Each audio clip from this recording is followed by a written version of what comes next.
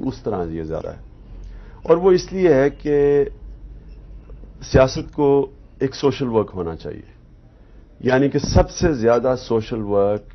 ایک political government کر سکتی ہے، کیونکہ وہ ایک فلاحی ریاست بنا سکتی ہے،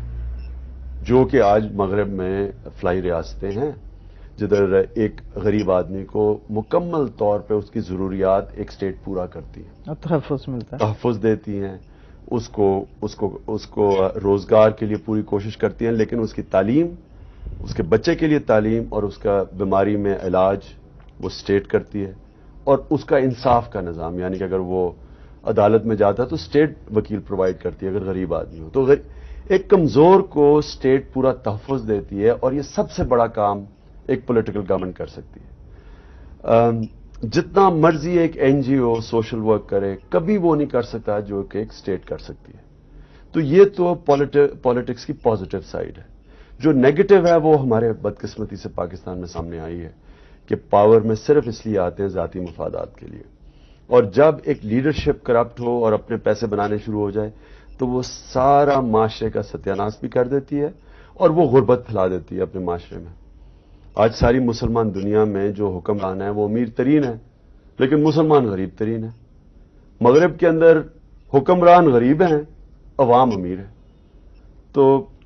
وجہ اس کی یہ ہے کہ ان کی لیڈرشپ کے اوپر، جو پولیٹیکل لیڈرشپ ہے اس کے اوپر چیکس اور بیلنسز ہیں، اس کو انسٹیٹیوشنز ان کے اوپر بیٹھی ہوئی ہیں، ان کو کنٹرول کرتی ہیں۔ ہماری جو اور مسلمان دنیا میں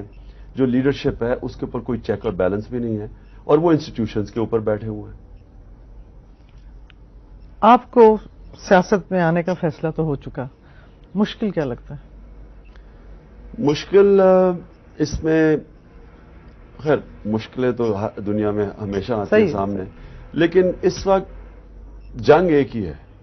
کہ ایک سٹیٹس کو بیٹھا ہوا ہے پاکستان میں جس نے اس ملک پہ قبضہ کیا ہوا ہے ریسورسز پہ،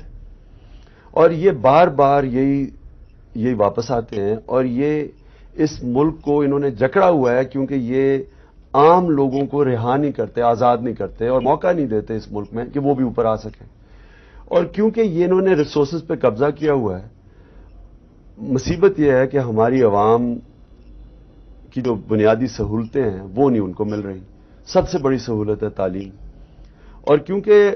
عوام کو تعلیم نہیں مل رہی اور ان کی صحت کا نہیں دھیان رکھا جا رہا، آبادی بڑی تیزی سے بڑھ رہی ہے، اور جو آبادی تیزی سے بڑھ رہی ہے یہ بجائے اثاثہ بننے کے لیے بوجھ بنتی جا رہی ہے، کیونکہ ان کو ہم نے نہ تعلیم دی ہے، نہ صحت دیا، نہ انصاف دیا۔ تو یہ جب تک یہ سٹیٹس کو ہم یہ نہیں تبدیل کرتے